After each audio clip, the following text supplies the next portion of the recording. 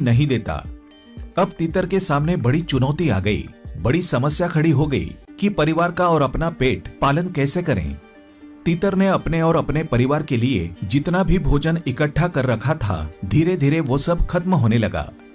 तीतर रोज दिन भर भटकता रहता, लेकिन तीतर को अब भोजन मिलना बड़ा मुश्किल हो रहा था। ये सब तीतर के पत्नी के कारण हुआ था। उसके पेट में कभी कोई बात रुकती ही नहीं थी और तीतर के पूरे परिवार को इस बड़ी समस्या का सामना करना पड़ रहा था। फिर तो ऐसी नौबत आई कि उनको भूखा सोना पड़ा। 2-2 दिन तक उनको भूखे ही सोना पड़ा। तीतर अपनी पत्नी को रात दिन कोसता रहता, कहता कि सब तुम्हारी वजह से हो रहा है। अगर तुम्हारे पेट में थोड़ी सी भी बात रुकती तो आज ये नौबत नहीं आती। तीतर की पत्नी तीतर से कहती, देखो जी, मुझ पर चिल्लाने की कोई जरूरत नहीं है। अगर आपकी क्षमता नहीं है हमारा पेट पालने की तो आप वैसा बता दीजिए, फालतू में आप मुझ पर दोष मढ़ते हो।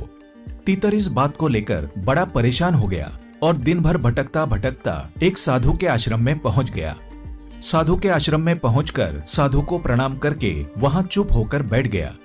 जब साधु ने उस तीतर को देखा कि तीतर बड़ा शांत बैठा है, साधु सोचने लगा कि इस तीतर के जीवन में कोई बड़ी समस्या है, कोई बड़ी परेशानी है। वो साधु उस तीतर के पास गया और तीतर से पूछने लगा कि तीतर, तुम्हारी ऐसी कौन सी समस्या है जो तुम इतने परेशान बैठे हो? लगता है कोई गंभीर समस्या है। तीतर ने साधु महाराज को प्रणाम किया और साधु को वो सारी घटनाएं सुनाई। तीतर कहने लगा, साधु महाराज, मेरी पत्नी के कारण मुझे ये दिन देखने पड़ रहे हैं। मैं हर रोज नए भोजन की खोज करता और अपने परिवार का पालन पोषण करता था, लेकिन जब मैं भोजन लेकर शाम को घर जाता तो मेरी पत्नी मुझसे पूछा करती कि आज भोजन कहाँ से लेकर आए हो, और मैं अपनी पत्नी को वो सारी बातें बता देता था।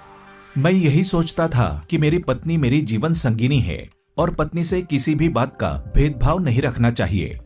इसी विचार से मैं अपनी पत्नी से पूरी बातें बता दिया करता था। लेकिन मेरी पत्नी बड़े भोले स्वभाव की है, बड़ी भुलक्कड़ है। पड़ोसी कौवा मेरी पत्नी से आके पूछता था कि तुम्हारा पति क्या करता है और कहां से भोजन लेकर आता है।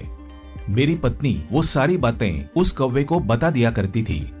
दूसरे दिन वो कौवा जाकर उस स्थान पर अपना कब्जा जमा लेता था और हमसे कहता था कि यहाँ तुम्हारा आना मना है।